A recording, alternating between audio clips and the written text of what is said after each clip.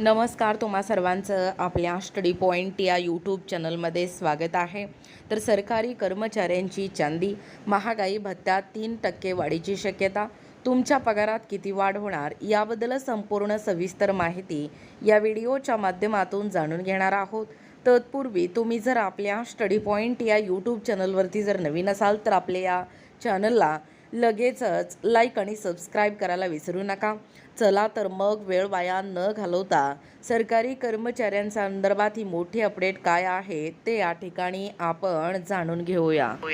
बघा, या ठिकाणी तुम्ही टायटल पाहू शकता। टायटल काय आहे बघा, सरकारी कर्मचाऱ्यांची चांदी, महागाई भत्त्यात 3% वाढीची शक्यता, तुमच्या पगारात किती वाढ होणार पहा संपूर्ण सविस्तर अपडेट।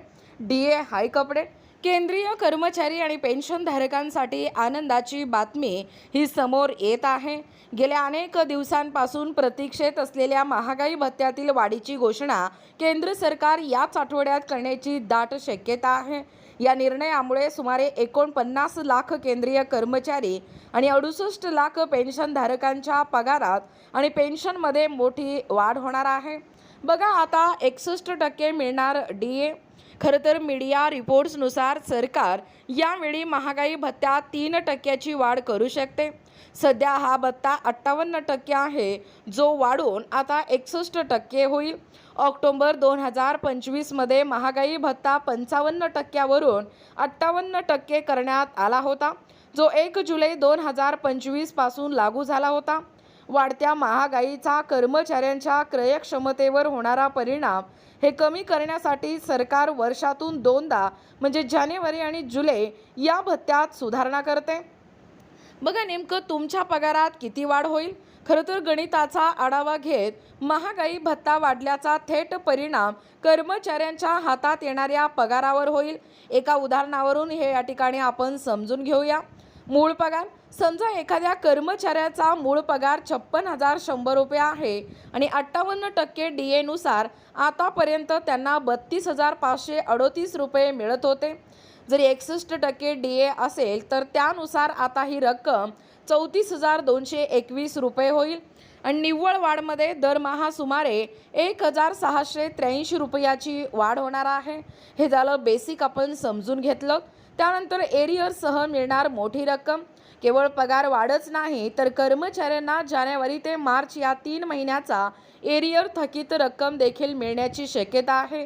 वरील उदाहरणातील कर्मचाऱ्याला एप्रिलच्या पगारासोबत सुमारे 6,732 रुपये अतिरिक्त मिळू शकतात। अर्थात ही रक्कम प्रत्येक कर्मचाऱ्यांच्या मूळ पगारावर अवलंबून असते। बघा, 8व्या वेतन आयोगाबाबत नेमकी काय आहे स्थिती। खरं तर राज्यभरातील कर्मचाऱ्यांचे लक्ष या 8व्या वेतन आयोगाकडे लागले आहे।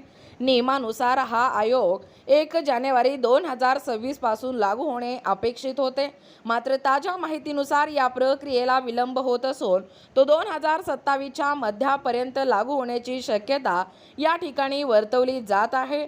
अशा परिस्थितीत सध्याची महागाई भत्ता वाढ हीच कर्मचाऱ्यांसाठी मोठा दिलासा ठरणार आहे। बघा, एकूणच अशा पद्धतीने या ठिकाणी आत्ताच पाहिल्याप्रमाणे ही जी सरकारी कर्मचाऱ्यांची चांदी आहे, महागाई भत्त्यात 3% वाढीची शक्यता, पुन्हा एकदा तुमच्या पगारामध्ये किती वाढ होणार याबद्दल सविस्तर माहिती या व्हिडिओच्या माध्यमातून जाणून घेण्याचा प्रयत्न केलेला आहोत। अशाच प्रकारचे नवनवीन अपडेट पाहिजे असतील किंवा तुम्हाला जर आमच्या अध्यापनाचे व्हिडिओ आवडत असतील किंवा तुम्ही जर आपल्या स्टडी पॉईंट या यूट्यूब चॅनलवरती जर नवीन असाल तर आपल्या या चॅनलला लगेचच लाईक आणि सबस्क्राईब करायला विसरू नका। भेटूया अशाच पुढच्या नवीन व्हिडिओमध्ये। तोपर्यंत धन्यवाद।